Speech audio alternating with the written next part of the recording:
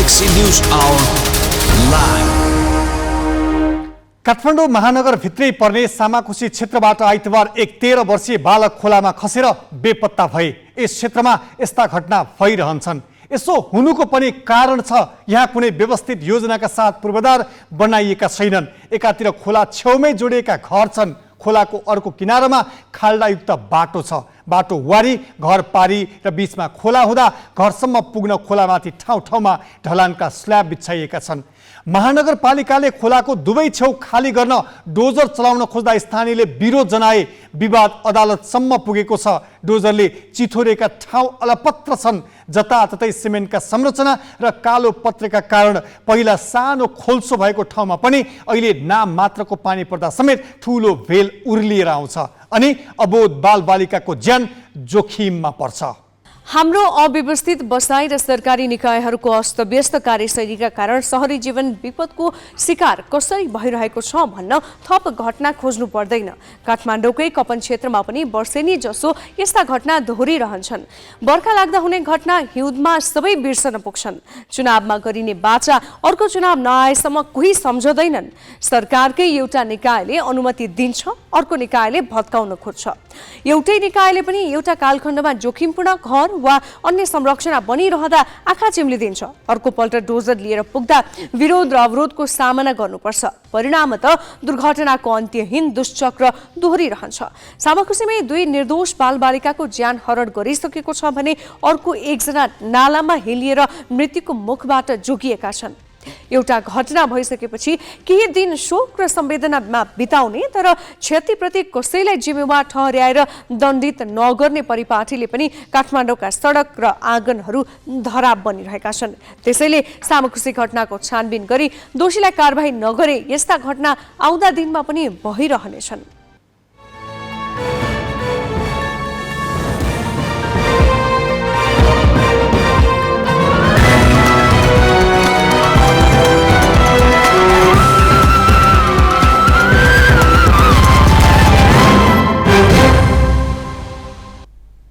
नमस्कार, यो हो गैलेक्सी न्यूज आवर। अब हेडलाइंस।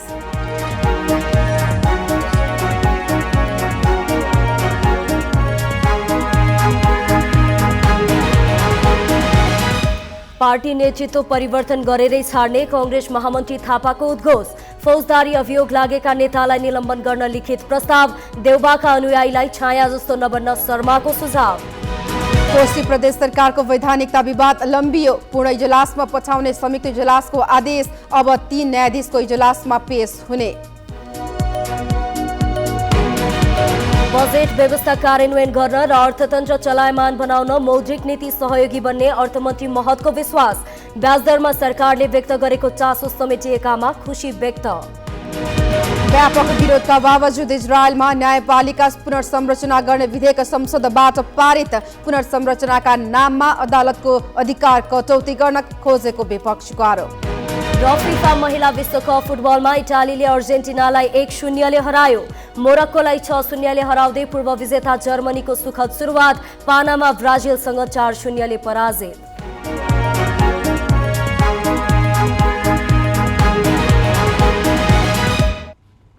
नेपाली कांग्रेसको केन्द्रीय समिति बैठकमा सबैभन्दा बढी आलोचनाको तारो बनेका नेता हुन् महामन्त्री गगन थापा। बैठक सुरु भएदेखि नै संस्थापन पक्षका नेताहरूले उनीमाथि धेरै बोलेर पार्टीमा समस्या ल्याएको देखि संसदीय दलको नेता फेर्ने अनधिकृत प्रयास गरेको सम्म आरोप लगाए। नक्कली भुटानी शरणार्थी प्रकरणमा कारागार चलान भएका पूर्व गृहमन्त्री बालकृष्ण खाँडलाई निलम्बन गर्नुपर्ने थापाको धारणालाई पार्टी विरोधी भनेर टिप्पणी गरे। आजको बैठकमा थापाले ती प्रश्नको जवाफ मात्र दिएनन्, मौजुदा नेतृत्वलाई पार्टी र संसदीय दलबाट विस्थापित गरेरै छाड्ने दृढता पनि व्यक्त गरे। साउन 2 गतेदेखि ललितपुरको सानेपा स्थित पार्टी मुख्यालयमा सुरु भएको नेपाली कांग्रेसको केन्द्रीय कार्यसमिति बैठकमा संस्थापन इतर पक्षका केही नेताबाहेक अधिकांशले सभापति शेरबहादुर देउबाको प्रशंसामा नै समय खर्च गरे। जसले देउबाको गुणगान गाए तिनले महामन्त्री गगन थापाको आलोचना गर्न छुटाएनन्। उनीहरूले थापालाई चर्चामुखी र पार्टी विरोधी मात्र भनेनन्, संगठन सुधारका लागि प्रस्तुत प्रतिवेदनलाई समेत एनजिओको अपेक्षा पत्र भनेर टिप्पणी गरे। सोमबारको बैठकमा महामन्त्री थापाले बैठकमा उठाइएका प्रश्नको जवाफ दिँदै पार्टी अप्ठ्यारो अवस्थामा रहेको समयमा पार्टीमा आसपासमा बसेर धुप जलाउने नभई नागरिकसँग संवाद गर्नुपर्ने बेला भएको तर्क गरे। घटनाबाट मैले सिकेको कुरा के हो भने यस्तो बेलामा पार्टीको नेतृत्व यो कम्फर्ट जोनबाट बाहिर निस्कनु पर्ने रहेछ। आफ्नो आसपासमा बसेर धुपसुप जलाउनेहरू होइन, त्यो बेलामा बाहिर निस्किएर झ्यालबाट चिहार पनि भयो, त्यो बेलामा तलसम्म गएर नागरिकलाई भेटेर भुइँतहको मानिसहरूलाई भेटेर किन रिसायो, किन निराश भयो भनेर संवाद गर्नुपर्ने रहेछ।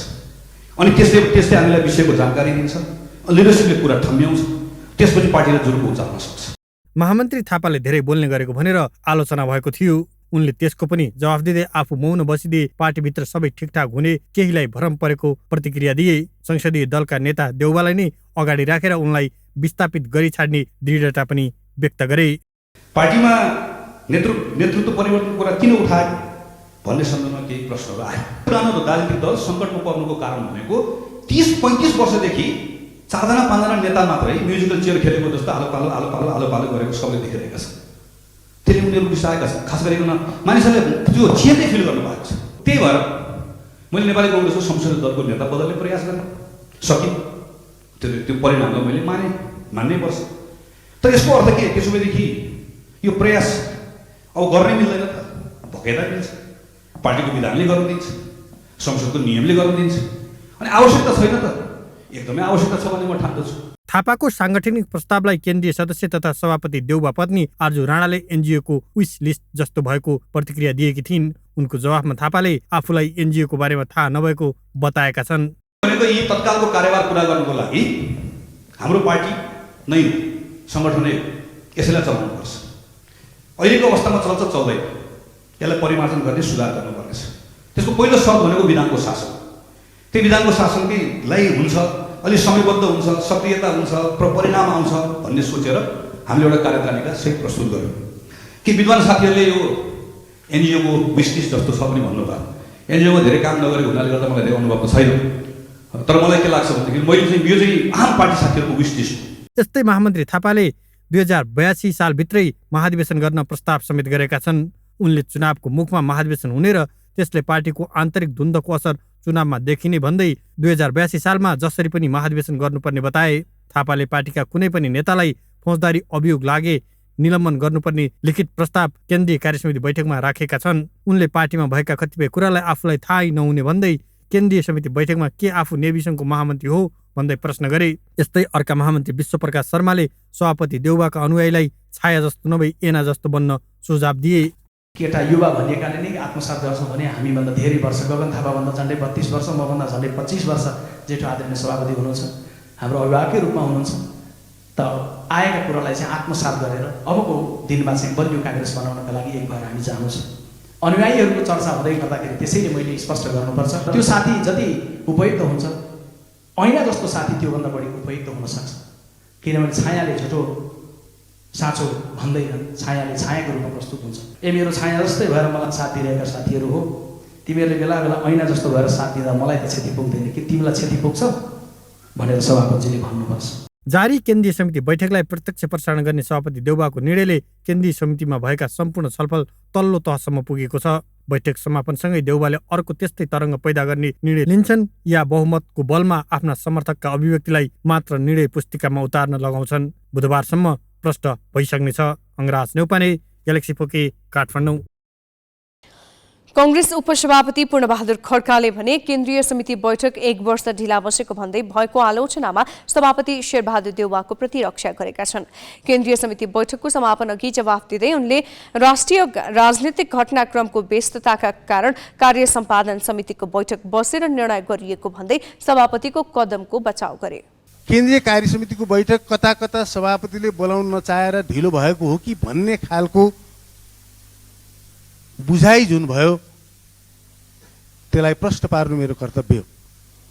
हामीले निर्वाचन सम्पन्न गर्यौं, निर्वाचनको परिणाम आउने बित्तिकै हामी संसदीय दलको चुनावमा लाग्यौं। संसदीय दलको चुनाव सम्पन्न हुने बित्तिकै हामी सरकार निर्माणको प्रक्रियामा अगाडि गयौं। उपराष्ट्रपतिको निर्वाचनको परिणाम आइसकेपछि केही समय बित्दा निमित्तै उपसभापतिको राष्ट्रपतिको निर्वाचनको परिणाम आउने बित्तिकै निर्वाचन आयोगले उपचुनावको घोषणा गरे।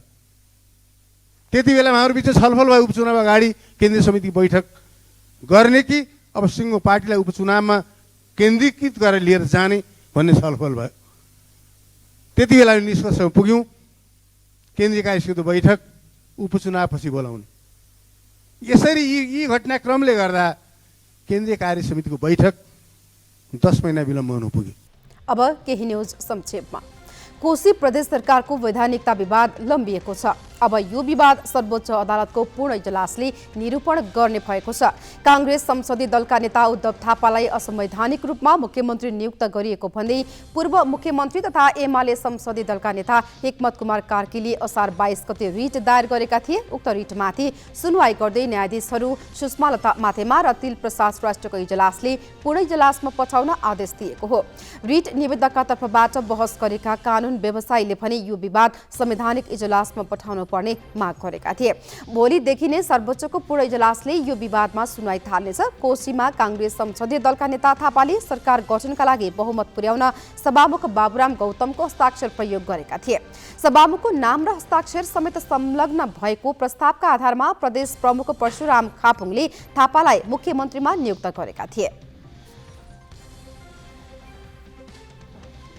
ललिता निवास जग्गा घोटाला प्रकरणमा थप 2 जना पक्राउ परेका छन्। नेपाल प्रहरीको केन्द्रीय अनुसन्धान ब्युरो सीआईबीले आज नक्कली मोही बनेर सरकारी जग्गा हडपेको आरोपमा सञ्जय कुमार महर्जन र सकुला नन्द महर्जनलाई पक्राउ गरेको हो। उनीहरूलाई नक्कली मोही बनाएर रामकुमार सुवेदी, मिनबहादुर गुरुङ र शोभाकान्त ढकाल लगायतले सरकारी जग्गा हडपेको सीआईबीको अनुसन्धानबाट खुलेको छ। सीआईबीले हिजो नापिक कार्यालयका पूर्व कर्मचारी अरुण कुमार श्रेष्ठ पक्राउ परेका थिए। यो प्रकरणमा सीआईबीले हालसम्म 19 जनालाई पक्राउ गरिसकेको छ। काठमाडौँ उपत्यकाका ठूला अस्पतालकै औषधि पसलमा म्याद सकिएका र सरकारी निकायमा दर्ता नै नभएका औषधि बिक्री वितरण हुने गरेको पाइएको छ। औषधि पसलहरू मापदण्ड विपरीत चलेको गुनासो आएपछि स्वास्थ्य मन्त्रालय तथा औषधि व्यवस्था विभागका कर्मचारीले आज गरेको अनुगमनमा यस्तो पाइएको हो। मन्त्रालयले 20 वटा टोली बनाएर काठमाडौँ उपत्यकाभित्रका ठूला अस्पताल तथा फार्मेसीको अनुगमन सुरु गरेको हो। अनुगमनका क्रममा केही औषधि पसलहरू मापदण्ड विपरीत सञ्चालन भएको पाइएको छ। स्वास्थ्य मन्त्रालयका वरिष्ठ जनस्वास्थ्य अधिकृत रविकान्त मिश्रले म्याद सकिएका र औषधि व्यवस्था विभागमा दर्ता नभएका औषधिहरू पनि बिक्रीका लागि राखेको भेटिएको जानकारी दिए। अनुगमनका क्रममा स्वास्थ्य मन्त्री मोहन बहादुर बस्नेतले फार्मासिस्ट भन्दा फार्मेसीहरू झण्डै तीव्र रूपमा सञ्चालन भएका कारण पनि समस्या देखिएको बताए। उनले अनुगमनपछि कानूनी प्रक्रियामा जानुपर्ने वा सचेत गर्नुपर्ने निर्णय गर्ने बताए।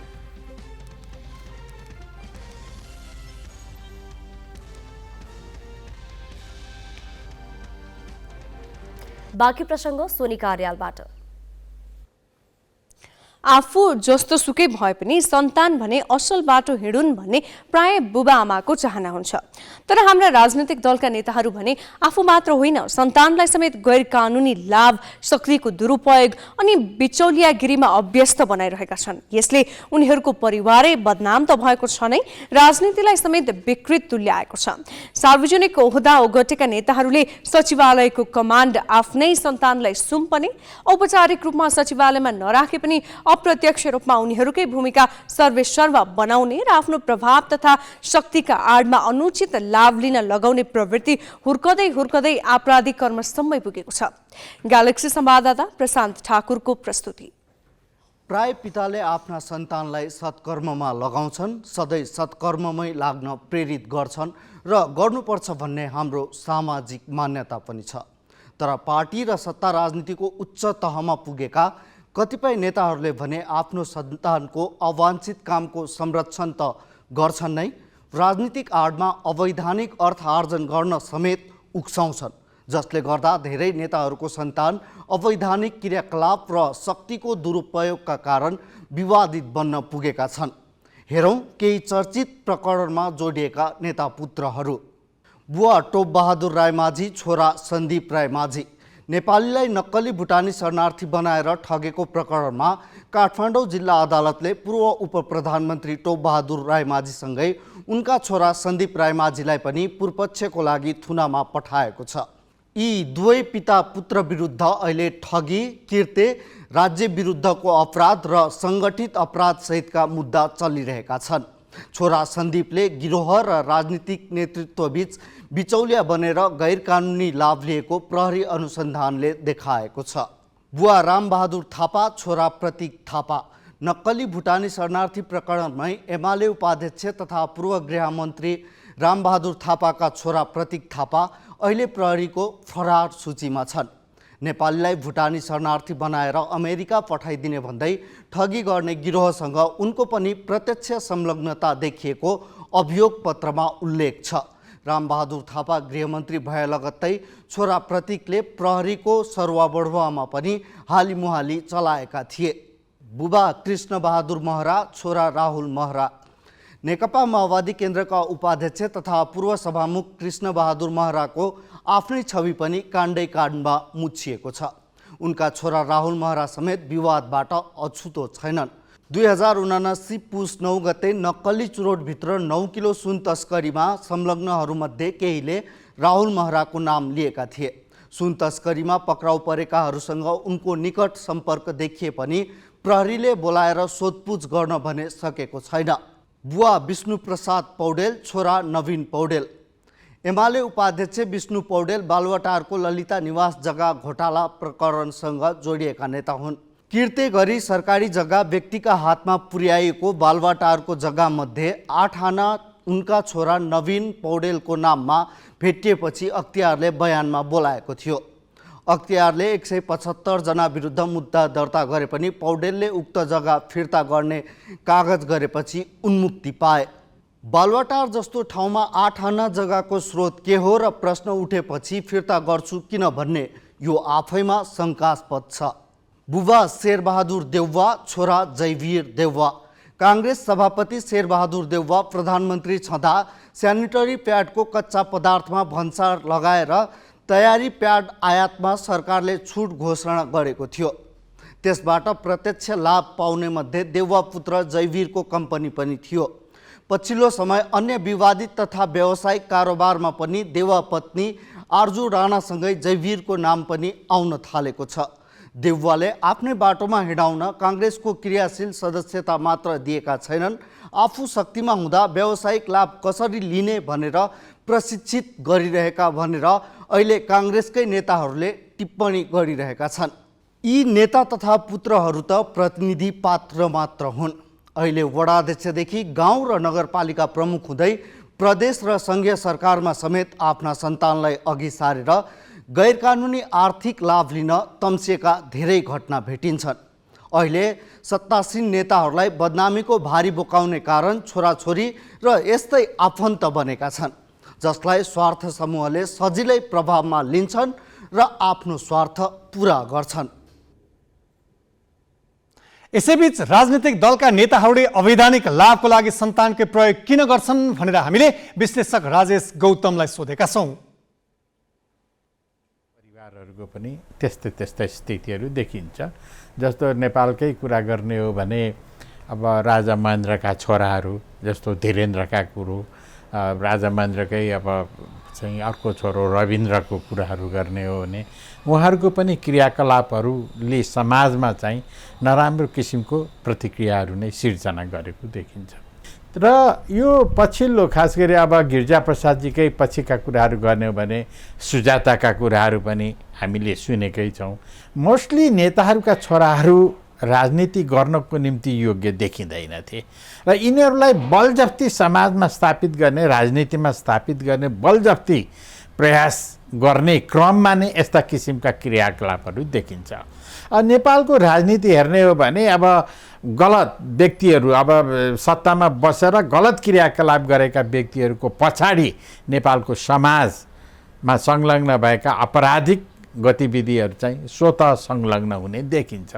त्यसैले खास गरी के हो भन्दा आर्थिक रूपमा भ्रष्टाचार गर्नको निम्ति सजिलो होस्, आफ्नो छोराछोरीलाई संलग्न गराइसकेपछि भ्रष्टाचारको क्रियाकलापहरूमा आफू संलग्न नभए पनि छोराछोरीहरू संलग्न हुन्छ र उनीहरू मार्फत चाहिँ भ्रष्टाचार गर्न सकिन्छ भन्ने कुराहरूको चाहिँ आधार चाहिँ धेरैजसो नेताहरूको क्रियाकलापहरू देखिन्छ। विपक्षीको व्यापक विरोधका बावजुद इजरायल सरकारले ल्याएको न्यायपालिकालाई परिमार्जन गर्ने विवादास्पद विधेयक संसदबाट पारित भएको छ। इजरायली संसदले आज न्यायपालिकालाई परिमार्जन गर्ने र यसको शक्ति सीमित गर्ने विवादास्पद विधेयक पारित गरेको हो। विधेयक पारित गर्नुअघि राष्ट्रपतिको नेतृत्वमा सहमति खोज्नका लागि वार्ता भएको थियो। अन्तिम मिनेटको वार्तापछि प्रधानमन्त्री बेन्जामिन नेतन्याहुको नेतृत्वमा रहेको इजरायली सरकारले मतदान प्रक्रिया अगाडि बढाएको थियो। विपक्षीले भने संसदमा मतदान प्रक्रिया बहिष्कार गर्यो। विधेयकमाथि तेस्रो पटक भएको मतदानमा संसदमा उपस्थित 64 सांसदले पक्षमा मतदान गरेपछि विधेयक पारित भएको हो। सर्वोच्च अदालतको क्षमतालाई सीमित गर्ने गरी विधायिका र न्यायपालिका विरुद्ध शासन गर्ने प्रधानमन्त्री नेतन्याहुको योजनाको विरुद्धमा इजरायलमा महिनौदेखि विरोध प्रदर्शन भइरहेको छ।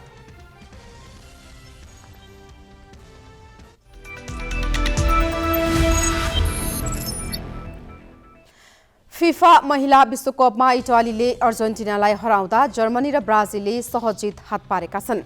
इडन पार्क रङ्गशालामा भएको जर्मनी र अर्जेन्टिना बीचको खेलको पहिलो हाफ गोल रहित बराबरीमा सकिएको थियो। खेल सकिन 3 मिनेट बाँकी छँदा इटालीको अग्रता बनायो। मैदान चिरेको तेस्रो मिनेटमै सब्स्टिट्युट खेलाडी क्रिस्टियाना गिरेलीले हेडरले सही दिशा लियो। यही गोल निर्णायक बन्दा कठिन समूहमा रहेको इटलीको 1-0 को जितमा महत्त्वपूर्ण 3 अङ्क जोड्न सफल भयो। गिरेली 16 वर्षकी ग्युलिना ड्रागोनीको ठाउँमा मैदान छिरेकी थिइन्। ड्रागोनी फिफा विश्वकप खेल्ने सबैभन्दा कान्छी खेलाडी समेत बनेकी छिन्। आज भएको अर्को खेलमा मोरक्कोलाई 6-0 गोलले हराउँदै पूर्व विजेता जर्मनीले सुखद सुरुवात गरेको छ। जर्मनीको सहज जितमा कप्तान अलेक्जेन्ड्रा पपले 2 तथा क्लारा भुल र लिया सुलले समान 1-1 गोल गरे। मोरक्कोका खेलाडीले आत्मघाती गोल गर्दा जर्मनी 6-0 गोलले विजयी भयो। यो जितमा जर्मनीले 3 अङ्क बनाएको छ। आज भएको अर्को खेलमा ब्राजिलले पनामामाथि 4-0 को सहज जित निकालेको छ। ब्राजिलको जितमा एरी ब्रोक्स ह्याट्रिक पूरा गरेकी छन्। जारी विश्वकपमा यो पहिलो ह्याट्रिक हो। यस्तै जेनेराटो जोआओले 1 गोल थपिन्। जितमा ब्राजिलले पनि 3 अङ्क जोडेको छ। शहीद स्मारक ए डिभिजन लीग उपविजेता मचिन्द्र फुटबल क्लबले एएफसी कप छनौटका लागि तयारी सुरु गरेको छ। राष्ट्रिय टोलीका 8 खेलाडी मचिन्द्रबाट एएफसी कप छनौट खेल्दैछन्। मचिन्द्रले लीग च्याम्पियन चर्च बोइजका विङ्गर आशिष चौधरी र मिडफिल्डर एरिक बिष्ट तथा राष्ट्रिय टोलीका मिडफिल्डर लाकेन लिम्बू, विङ्गर आयुष कलान र डिफेन्डर सनी श्रेष्ठलाई टोलीमा भित्राएको छ। त्यस्तै रेलिगेसनमा परेको खुमलटारबाट विदेशी खेलाडी मेसुके ओलोमौसँगै रेजिन सुब्बा र रोहित सुब्बाले पनि टोलीमा स्थान पाएका छन्। ए डिभिजन खेलका 15 खेलाडीलाई निरन्तरता दिइएको छ।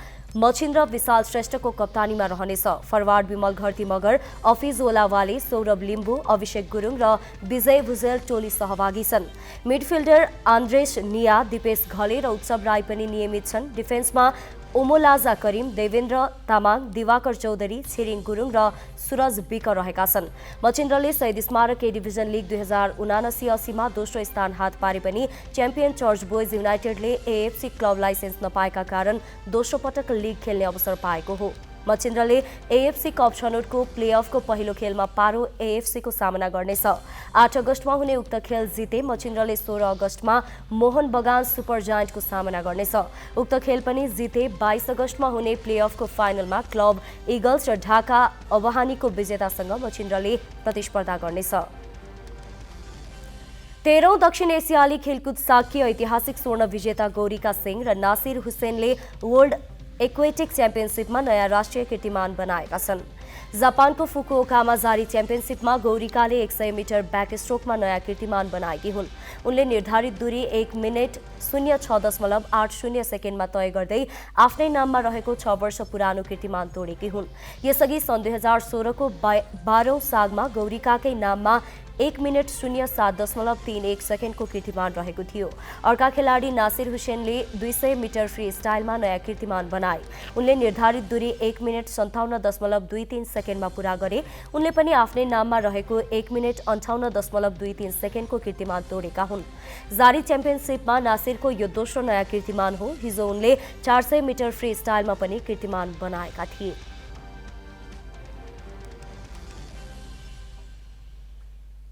बाँकी प्रसङ्ग नवराज पाण्डेबाट। विस्तृत शान्ति सम्झौताको 17 वर्ष भयो, तर द्वन्द्वकालीन मुद्दा निरूपणमा अनेक बहाना बनाएर आलटाल र जालझेल गरिँदैछ। यस्तोमा संसदमा दर्ता भएको बेपत्ता पारिएका व्यक्तिको छानबिन, सत्य निरूपण तथा मेलमिलाप आयोग ऐन 2071लाई संशोधन गर्न बनेको विधेयकमा प्रस्तावित विषयलाई लिएर सरकारवाला पक्षले असहमति जनाएका छन्। विशेष गरी आपराधिक घटनालाई वर्गीकरण गरिएको विषयमा उनीहरूको आपत्ति रहेको छ। बेपत्ता पारिएका व्यक्तिको छानबिन, सत्य निरूपण तथा मेलमिलाप आयोग ऐन 2071लाई संशोधन गर्न बनेको विधेयकमाथि दफावार छलफल गरी टुङ्ग्याउन कानुन न्याय तथा मानवाधिकार समितिले उपसमिति बनाएको छ। सोही उपसमितिले सोमबार शान्ति सम्झौतासँग सरोकार राख्ने पक्ष अनि विज्ञलाई बोलाएको थियो। सबै पक्षलाई बोलाएर छलफल गर्दै विधेयक टुङ्ग्याएर समितिमा पेश गर्ने कार्यादेश पाएको उपसमिति समक्ष सरकारवालाले सरकारबाट प्रस्तावित कतिपय प्रावधानमा प्रश्न उठाएका छन्। बैठकमा आमन्त्रित विज्ञहरूले द्वन्द्वकालमा भएका अपराध र घटनालाई वर्गीकरण गर्न ल्याइएको संशोधन प्रस्तावले संक्रमणकालीन न्याय निरूपणको विषयलाई झन जटिल बनाउन सक्ने खतरा औल्याएका छन्। विधेयकमा द्वन्द्वकालमा भएका घटनालाई मानवाधिकार उल्लङ्घन र गम्भीर मानवाधिकार उल्लङ्घन भनेर छुट्याइएको छ। सोही आधारमा मानवाधिकारको गम्भीर उल्लङ्घनमा संलग्नलाई क्षमादान दिन नसकिने विषय उल्लेख छ, जबकि द्वन्द्वकालमा भएका हत्या, यौन हिंसा जस्ता अपराधलाई पनि गम्भीर नभनी सामान्य मानवाधिकार उल्लङ्घनको कोटीमा राखिएको छ। यस्ता प्रावधानबाट द्वन्द्वकालका घटनालाई सामान्य बनाउन प्रयास गरिएको कानुनविदको बुझाइ छ। मानवाधिकारको गम्भीर उल्लङ्घन र मानवाधिकारको उल्लङ्घनमा जस्ता जस्ता विषयहरू राखिएका छन् तिनमा बोधगम्य, पारदर्शी, औचित्यपूर्ण आधारहरू देखिँदैनन्। त्यसैले यसलाई पुनर्परिभाषित गर्नु उचित हुन्छ भन्ने म यहाँहरू समक्ष निवेदन गर्न चाहन्छु। जस्तै उदाहरणको लागि हामीले जबरजस्तीकरणलाई गम्भीरमा राख्यौँ, यौनजन्य हिंसालाई हामीले गम्भीरमा राखेनौँ। अब सर्वोच्च अदालतको व्याख्या यौनजन्य हिंसा पनि करुणा नै हो भन्ने छ। यदि यो विषय भोलि सर्वोच्च अदालतमा प्रवेश गर्यो भने यो वर्गीकरणको आधार के हो भनेर सरकारले जस्टिफिकेसन दिनुपर्छ। महान्यायाधिवक्ता अथवा सरकारी वकिलहरूले गएर बहस गर्नुहुन्छ। त्यो बहस गर्दा यो औचित्य पुष्टि गर्न सकिएन भने सर्वोच्च अदालतले यसलाई बदर गरिदिन सक्ने सम्भावना हुन्छ। यो विधेयकले मानवाधिकार उल्लङ्घनको जसरी वर्गीकरण गरेको छ नि त्यसमा समस्या छ। मानवाधिकारको गम्भीर उल्लङ्घन र मानवाधिकारको उल्लङ्घन भनेर दुई श्रेणीमा मानवाधिकार उल्लङ्घनका घटनाहरूलाई वर्गीकरण गरिएको छ र मानवाधिकारको गम्भीर उल्लङ्घनमा चाहिँ सजायको व्यवस्था पनि गरिएको छ, त्यसमा अभियोजनको व्यवस्था पनि गरिएको छ। तर मानवाधिकारको गम्भीर उल्लङ्घनलाई जसरी परिभाषित गरिएको छ त्यो परिभाषा चाहिँ सङ्कुचित छ र यो अन्तर्राष्ट्रिय कानुन अनुकूल छैन र नेपालको आफ्नै कानुन, नेपालको अदालतले गरेको आदेश अनुकूल पनि छैन। क्लासिफिकेसन यस्तो हुनु पर्यो कि यो विषयमा बयान दिने मान्छेदेखि लिएर यो विशेष अदालतदेखि लिएर महान्यायाधिवक्ताको कार्यालयदेखि लिएर सर्वोच्चसम्मलाई कुनै पनि किसिमको कन्फ्युजन नहोस् कि ऐनले भन्न खोजेको के हो भनेर। किनभने यहाँ पोलिटिक्स पनि छ। हामीले अलिकति भाषा घुमाइदियौँ भने त्यो जघन्य जुन एउटा भनेर भन्ने मानवाधिकारको गम्भीर उल्लङ्घन अनि सामान्य उल्लङ्घनमा परिवर्तन हुन सक्दछ र दायित्व फरक पर्न सक्दछ। त्यस्तो अवस्थामा त्यसलाई हामीले प्रष्ट रूपमा उल्लेख गर्नु पर्यो। द्वन्द्वका कुनै पक्षमा संलग्न नभएका गैरसैनिक नागरिक पनि प्रताडित भएका थिए, तर विधेयकले उनीहरूलाई समेट्न सकेको छैन। बाल सैनिकको प्रयोगमा पनि विधेयक मौन प्राय छ। विज्ञहरूले उपसमितिको बैठकमा यो विषयलाई पनि समेट्न सुझाव दिएका छन्। पीडित भनेर परिभाषित त गर्न सक्नुहुन्न, तर द्वन्द्वले उनीहरूलाई, उनीहरूको जीवनलाई चाहिँ कहीँ न कहीँ प्रभाव पारेकै छ। बेला मौकामा ती साथीहरूको सेन्टिमेन्टलाई विभिन्नले प्रयोग दुरुपयोग गर्ने गरे। कहिले चाहिँ अन्तर्राष्ट्रियकरण गर्न खोजे जस्तो, कहिले चाहिँ अब बाल सेनाको नाममा चाहिँ अदालतमा मुद्दा हाल्न खोजे जस्तो, कहिले युएनमा जान खोजे जस्तो, यी सबै कुराहरूले बढी कम्प्लिकेटेड बनाइरहेको स्थिति हुन्छ। कहीँ न कहीँ त्यो पाटोलाई सम्बोधन गर्नुपर्ने देखिन्छ। शान्ति सम्झौताको 17 वर्ष हुँदा समेत संक्रमणकालीन न्याय निरूपणको विषय जहाँको त्यही छ। यसबीचमा धेरै मुद्दा अदालतसम्म पुगेका छन्, अर्थात् यी विषय निरूपणका लागि बनेका छुट्टै संयन्त्र पीडितहरूले विश्वास गर्नै सकेका छैनन्। यसो हुनुमा केहीले राजनीतिक दलकै नियतमा प्रश्न उठाएका छन्। यो इस्युलाई तपाईहरू हामी कति दिनसम्म चाहिँ नि झुन्डाइराख्न चाहन्छौँ र एक किसिमको चाहिँ नि के अरे मान्छेलाई विश्वास नहुने स्थिति हामीले सिर्जना गर्यौँ। त्यसैलाई क्रेडिबिलिटी एकदमै समाप्त भएको स्थिति छ। यसलाई जबसम्म इस्टाब्लिस गरेर जतिसुकै राम्रो बनाए पनि नराम्रो बनाए पनि होइन, हाम्रो नराम्रो बनाउँदा त त्यसै पनि खत्तम हुन्छ। राम्रो बनाउन सक्यौँ भने पनि यदि त्यो प्रोसेस चाहिँ नि क्रेडिबल भएन, जनताले विश्वास गरेन, जनता भन्नाले मैले भिक्टिम सेन्ट्रिक भन्छु हामी, तर भिक्टिमहरू कहाँ छन् त? सरकारले ल्याएको संशोधन प्रस्तावमा विज्ञहरूले मात्र होइन, पीडित र सांसदहरूले समेत प्रश्न उठाइरहेका छन्। यस्तोमा उपसमितिले यी विषयलाई कसरी समेट्छ हेर्न बाँकी छ। क्यामेरामा रिकेश सिंहका साथमा सृजना घिमिरे, ग्यालेक्सी 4K, काठमाडौँ। जुनसुकै अदालतमा विचाराधीन भए पनि जस्तोसुकै फौजदारी मुद्दालाई राजनीतिक सहमतिका आधारमा फिर्ता लिने प्रस्तावित विधेयकका कारण सरकार चौतर्फी आलोचनाको तारो बनेको छ। कानुन मन्त्री धनराज गुरुङले पेश गरेको विधेयक संसदमा विचाराधीन छ। यस विधेयकलाई लिएर मन्त्री गुरुङले कांग्रेस केन्द्रीय समितिको बैठकमा पनि आलोचना बेहोरेका छन्। सर्वत्र आलोचना भएपछि रक्षात्मक बनेका मन्त्री गुरुङले उक्त विधेयक जस्ताको तस्तै पारित नहुने संकेत गरेका छन्। कांग्रेस उपसभापति समेत रहेका गुरुङले सोमबार पार्टीको बैठकमा जवाफ दिने क्रममा सरकारलाई अप्ठ्यारो पर्ने गरी कुनै पनि प्रावधान नराखिने बताए। गाँसमा ढुङ्ग पर्यो भने धनराज गुरुङ त्यति लाटो छैन कि ढुङ्गसँगको गाँस सुलुक्क निलिहाल्छ यसले, यो गुरुङले भने नठान्नुहोस्। ढुङ्ग पर्यो भने त्यो चाहिँ फाल्छ। गाँस मुखमा राखेको गाँसमा ढुङ्ग पनि पर्यो भने त्यो चाहिँ नि निल्दैन, गुरुङले ओकलेर फालिदिन्छ। त्यस कारणले गर्दाखेरि यो विधेयकको सन्दर्भमा जे कुरा उठाएको छ नि त्यही हो ठ्याक्कै। यति कुरो भनेपछि त बुझ्नुभयो होला। ए गुरुङ किन भुस लिएर आइस, किन बिहा पनि लिएर आइस? बाबा कानुन मन्त्रालय खाली गरिदिए भाग पाउँला भन्ने पनि साथीहरूको छ भने तयारै छु, केही छैन। पद भनेको त आउँछ जान्छ।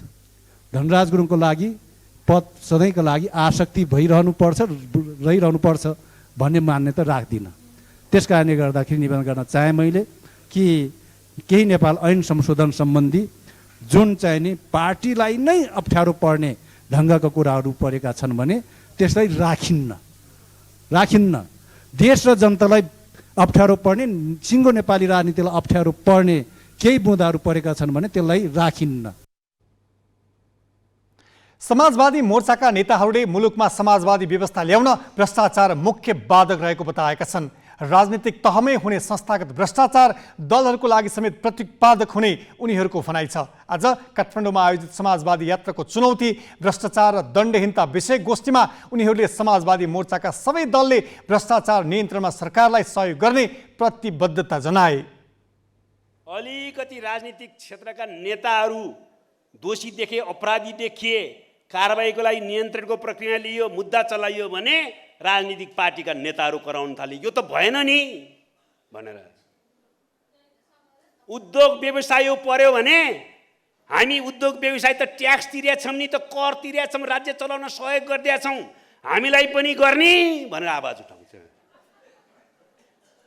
अनि कर्मचारीहरू पर्यो भने कर्मचारीहरूले त कहाँ पाइन्छ, कर्मचारीहरूलाई कारबाही गर्न पाइन्छ भन्छन्। त्यसै कसलाई गर्ने?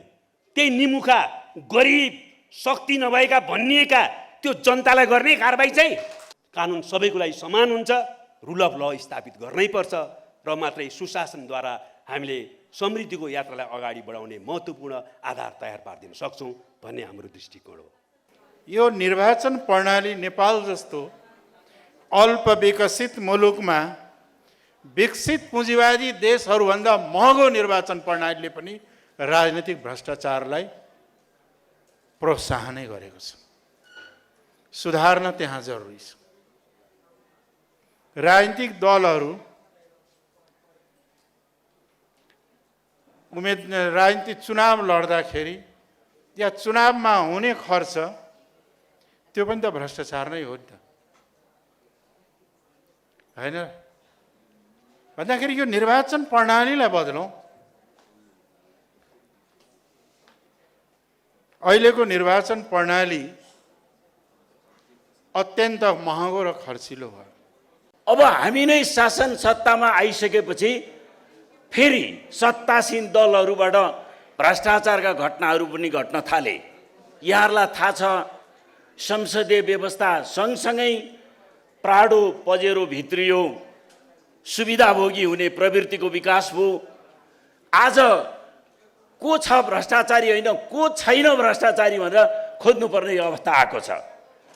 सानो सानो कुरा म तपाईँहरूसँग भन्न चाहन्छु, कुनै बेलामा एउटा गाविसमा 15,000 पैसा जान्थ्यो जम्मा।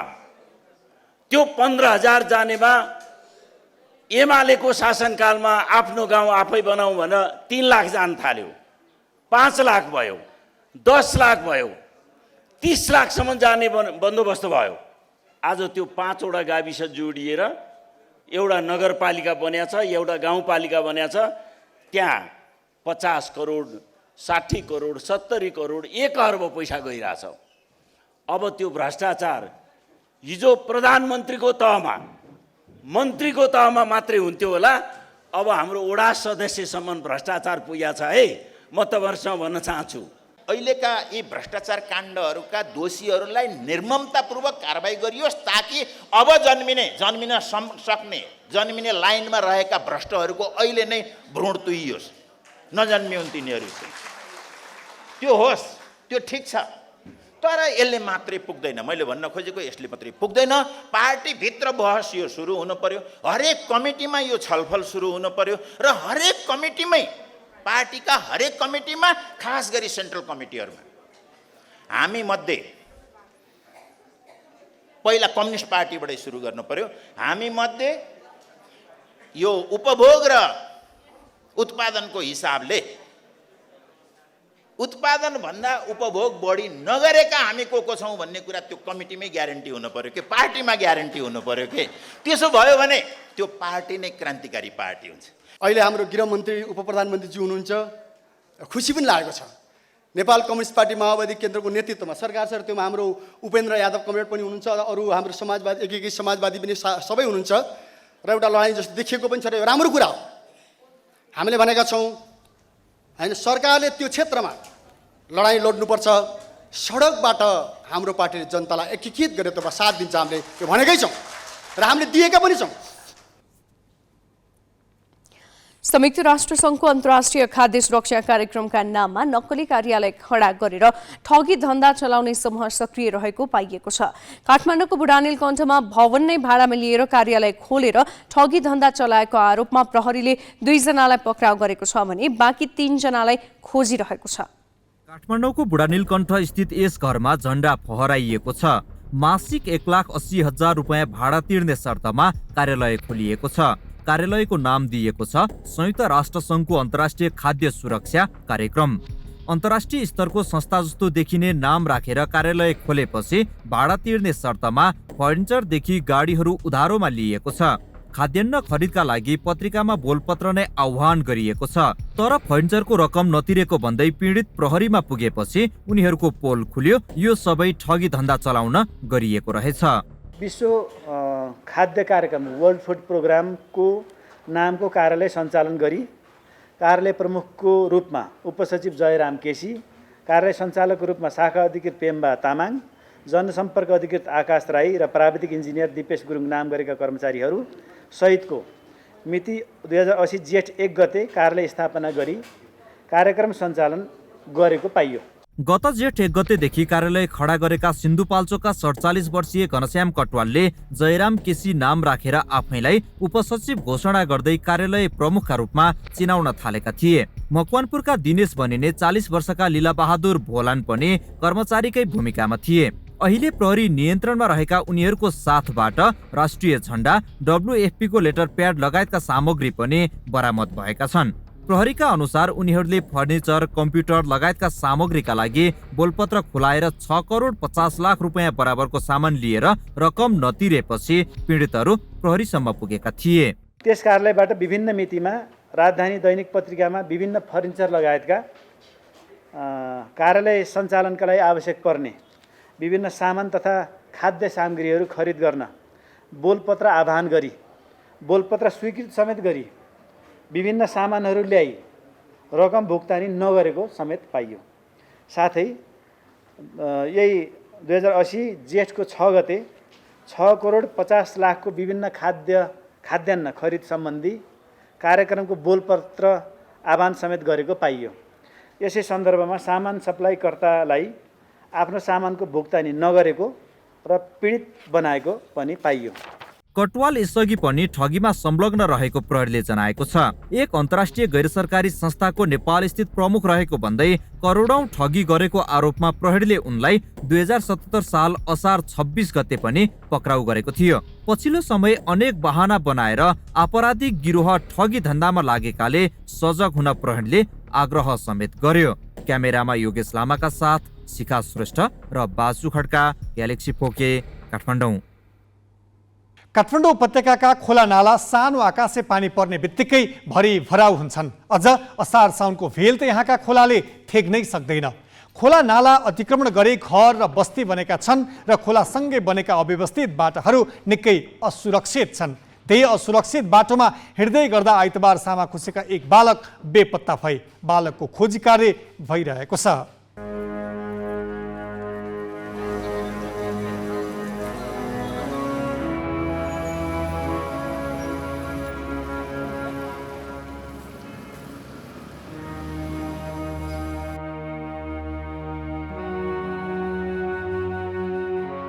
तस्बिरमा देखिएका यी हुन् साजन आले मगर। आइतबार 13 वर्षीय बालक साजन रानीबारी नजिकैको सामाखुसी खोलामा खसेर बेपत्ता भए। काठमाडौँको पानीपोखरी स्थित भानुभक्त मेमोरियल स्कुलको कक्षा 6 मा अध्ययनरत उनी आइतबार अपराह्न 4 बजे खोलामा खसेका थिए। साजन मगर 13 वर्षीय बालक हिजो यस सामाखुसी खोलामा खसेका थिए। उनी साथीसँग फुटसल खेल्न जाँदै थिए र हिजो सामाखुसी खोलामा निकै नै ठुलो बाढी आएको थियो। खोला र यहाँको बाटो नै पहिचान गर्न नसकेर साजन मगर चाहिँ यहाँ खसेको भनेर यहाँका बासिन्दाहरूले आकलन गरिरहेका छन्। त्यो उद्धारको टोली नि आउनु भएको थियो, तर अब यो बाहिर खोजिरहनु भएको थियो। अब त्यो भित्र त छिर्ने कुरो भएन, पुरै ढल छ, ढलमा छिर्ने कुरो भएन। त्यही बाहिरबाट भर्याङ लाएर खोजिरहनु भएको छ। घटिरहन्थ्यो। यो खोलै व्यवस्थित नभएर होला घटिरहन्छ। हजुर हजुर खोलामाथि घर, फेरि त्यो खोलो पानी राम्रोसँग क्लियरसँग नजाने, पानी नै सबै यता रोडतिर आउने भएर रोड र खोलो नै बराबर हुन्छ। यो हामीहरूले हिजो थाहा पाएको चाहिँ 6 बजे थाहा पायौँ हामीहरूले। म कलङ्की बस्छु, कलङ्कीबाट अब हामीहरू त्यहाँबाट ट्याक्सी लिएर यहाँ आएर हामीहरू चाहिँ अलिकति यहाँभन्दा अगाडिपट्टिबाट यस्तै ओपन ठाउँ र यस्तो स्ल्याब लगाएको बार नभएको ठाउँमा अब फुटसल खेल्न जान्छु भनेर फुटसलको ड्रेस लगाएर ऱ्यानकोट ओढेर अब खोला हेरिराखेको बेलामा एकैचोटि खोलामा झऱ्यो। 2 जना थियो, एकजना बच्यो। उहाँ उसलाई चाहिँ अब त्यस्तो भयो, अब चिप्लेर लड्यो अथवा ओपन भएर त्यो बार नभएर लड्यो। के भयो भने हिजो हामीहरू 12 बजे 1 बजे रातिसम्म हामीहरू यो खोला सबै खोज्यौँ। यस सामाखुसी खोलालाई माथि रानीबारीदेखि तल मैपीसम्म करिब 1 किलोमिटर जति भागमा चाहिँ यसरी ढाकिएको छ। र यो ढाक्नुको कारण भने यहाँका स्थानीयहरूले जति पनि यहाँका स्थानीय छन्, खोलाका किनारमा बसेका स्थानीयहरू, उहाँहरूलाई चाहिँ बस्नको लागि असहज भएको र खोलाको गन्ध आएको कारण चाहिँ यो ढाकेको भनेर बताएका छन्। केही पनि थाहा भएन। त्यहाँबाट फुटसल खेलेर हारे। त्यसपछि आएपछि ऊ चाहिँ त्यहाँबाट पहिला तरिया ठाउँबाट तर्न खोज्यो होला। ऊ सम्मै देख्यो अनि त्यसपछि त्यो फुटाइसकेको थियो। फुटाएपछि त्यहीँ पसेर लय अरे भनेर त्यो वारको पार यस्तो छोपेको चाहिँ सबै फुटाखा नि त बालेनले। बनाउन पहिला बनाएको नि सबै फुटाउँदै आएको छ उता माथिबाट। त्यहीँबाट अनि त्यो होइन ओपन राख्ने भन्ने भयो, ओपन मात्रै राख्ने भन्ने भयो। यो त गनाएर तपाईँ 4 दिन पानी आयो भने त नआयो भने त यो गनाएर पैसा साध्यै हुँदैन। हाम्रो यहाँ पैसा सस्तो त भएर हामी ढल आफैले यो पुर्या त बना त होइन नि त। जम्मै हामी आफ्नो आफ्नो पैसा, उहाँले आफैले बनाओ, उहाँले आफैले आफ्नो आफ्नो पैसाले बनाएको, आफ्नो पर्सनल पैसाले ढाकेको हो, सास फेर्न सजिलो होस् भन्नको लागि। हाम्रो सिद्धान्त के भने अब बालिनले यदि यो फुटाउने हो भने पनि दायाँ बायाँ ढल लगेर कोरिडोर खोल्ने, त्यसपछि ढल लगेर अनि यो फुटायो भने राम्रो हुन्थ्यो। यो घटना घट्थेन। घटनाको जानकारी पाए लगत्तै लैनचौर प्रहरी वृत्त र सशस्त्र प्रहरीको विपद व्यवस्थापन लगायतका सुरक्षा बलले हराइरहेका बालकको खोजी गरिरहेको छ। सामाखुसी खोलामा खसेका बालकलाई बगाएर तलतिर लगेको हुन सक्ने भएकाले विशेष प्रहरी बल समेत परिचालन गरिएको छ।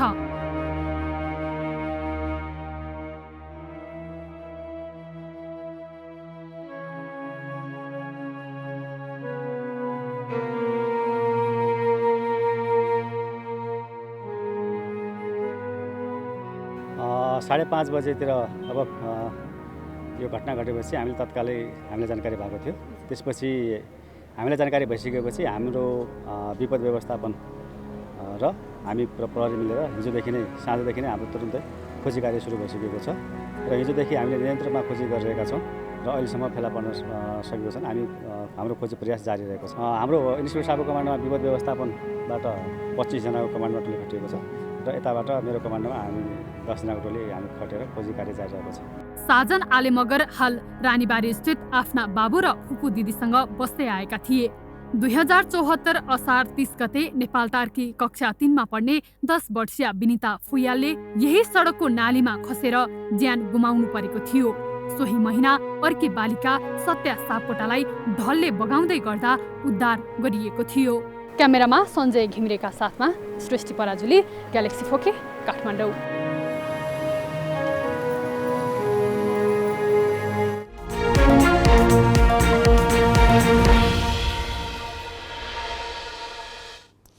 नेपाल राष्ट्र ब्याङ्कले मौद्रिक नीति सार्वजनिक गरेपछि शेयर बजारमा देखिएको उत्साह एक दिन पनि टिक्न सकेन।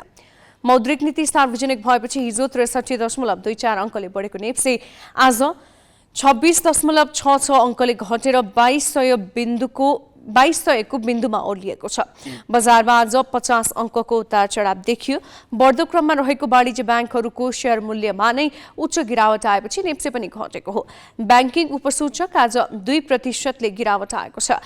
13 उपसूचक मध्ये अन्य र म्युचुअल फन्ड बाहेक सबै उपसूचक घटेका छन्, जसमध्ये विकास ब्याङ्क उपसूचक सबैभन्दा धेरै 3.5% घटेको छ। नेप्से घटे पनि कारोबार रकम भने 4,73,76,08,000 रुपैयाँ पुगेको छ। घटेको बजारमा किसान लघुवित्तको शेयर सकारात्मक सर्किट लेभलमा कारोबार भएको छ। नेपाल राष्ट्र बैंकले आइतबार ल्याएको नयाँ मौद्रिक नीतिमाथि निजी क्षेत्रबाट मिश्रित प्रतिक्रिया आएको छ। निजी क्षेत्रको सबैभन्दा ठूलो संगठन नेपाल उद्योग वाणिज्य महासंघले उद्योगी व्यवसायीका धेरै चासो सम्बोधन गर्न नसकेको भनेर असन्तोष प्रकट गरेको छ भने धेरै अर्थशास्त्री र बैंकरले मौद्रिक नीतिलाई देशको आवश्यकता अनुसार भनेर समर्थन गरेका छन्। अर्थमन्त्री डाक्टर प्रकाश शरण महतले त खुलेर प्रशंसा नै गरेका छन्। उनले मौद्रिक नीतिले अर्थतन्त्र चलायमान बन्ने र आफूले ल्याएको बजेटका लक्ष्य पूरा गर्न सहयोगी बन्ने विश्वासका साथै ब्याज दरका सन्दर्भमा सरकारले व्यक्त गरेको चासो सम्बोधन गरिदिएकोमा प्रसन्नता पनि व्यक्त गरेका छन्। अब मौद्रिक नीति घोषणा गर्दाखेरि यो ब्याज दरमा खुकुलोपन ल्याउनुपर्छ भनेर भन्दै आएको थिए। केही खुकुलोपनको प्रस्ताव हिजो आएको छ र अरू पनि केही पहलहरू भएका छन्। त्यसले मलाई लाग्दछ यो निजी क्षेत्रमा जाने लगानी पनि अब सहज हुन्छ, ब्याज दर चाहिँ कम भएर जान्छ र त्यसले चाहिँ फेरि लगानीको वातावरण त्यता मार्फतबाट पनि सहज हुन्छ। त्यस कारण वित्त नीति र मौद्रिक नीतिको एउटै लक्ष्य आर्थिक वृद्धि सुनिश्चित गर्ने, मूल्यलाई एउटा चाहिँ तहमा राख्ने। जस्तो अहिले चाहिँ मूल्य वृद्धि चाहिँ समग्रमा घट्या छ, पहिलाभन्दा घट्या छ, कुनै वस्तुमा बढ्या पनि होला तर समग्रतामा घट्या छ। यो चाहिँ सही सूचक हो र समग्रमा जति पनि विसङ्गति बेलाबखत विसङ्गतिहरू देखा पर्छन् त्यसलाई फेरि चाहिँ छिरेर जाने, कहाँ समस्याहरू छन् त्यसलाई चाहिँ हल गर्दै जाने, त्यो बाटोमा हामी चाहिँ अगाडि बढेका छौँ।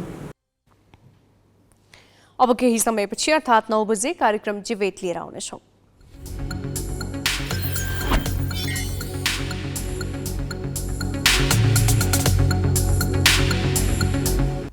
हामी ग्यालेक्सी न्यूज आवरको अन्त्यमा छौँ। जाँदा जाँदै हेडलाइन्स।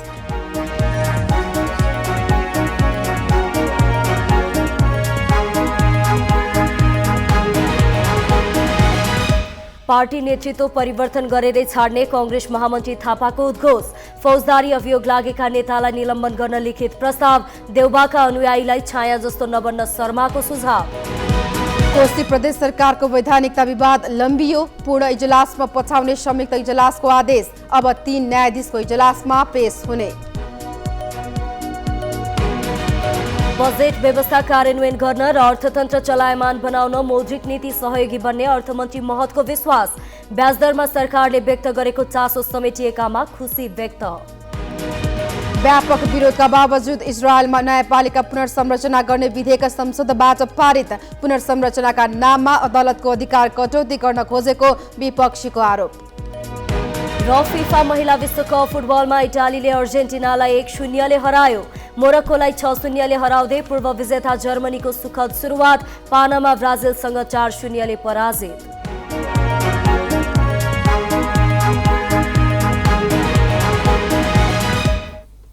आजलाई ग्यालेक्सी न्यूज आवर सकियो। नमस्ते।